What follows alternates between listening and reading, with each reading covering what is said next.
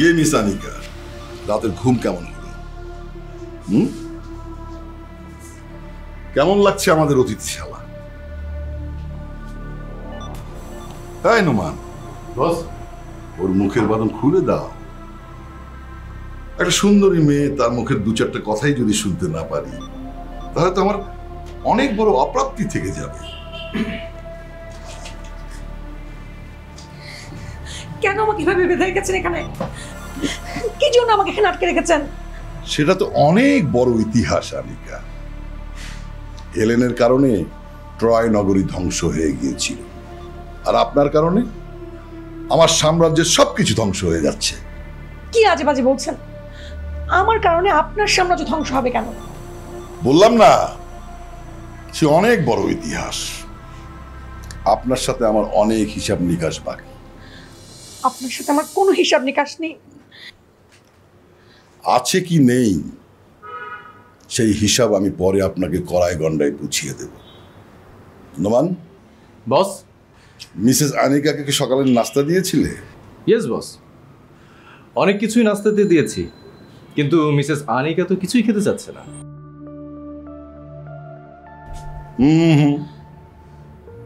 Very bad. না খেলে কেমন করে চলবে মিস আনিকা? তাহলে আপনার এই সুন্দর চেহারাটা নষ্ট হয়ে যাবে না?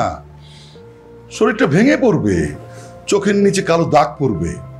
এটা আর কেউ সহ্য করতে পারুক, আমি সহ্য করতে পারবো না। নোমান, বস। ওর মুখটা বেঁধে রাখো, আর এদিকে ভালো করে খেয়াল রেখো। Yes boss.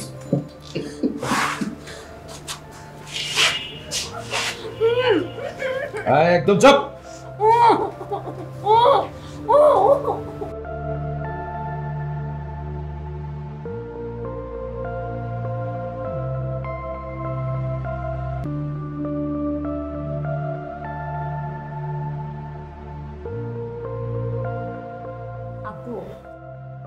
জীবনে তো দুঃখ কষ্ট সবই থাকবে, বলেন এভাবে ভেঙে গেলে হবে?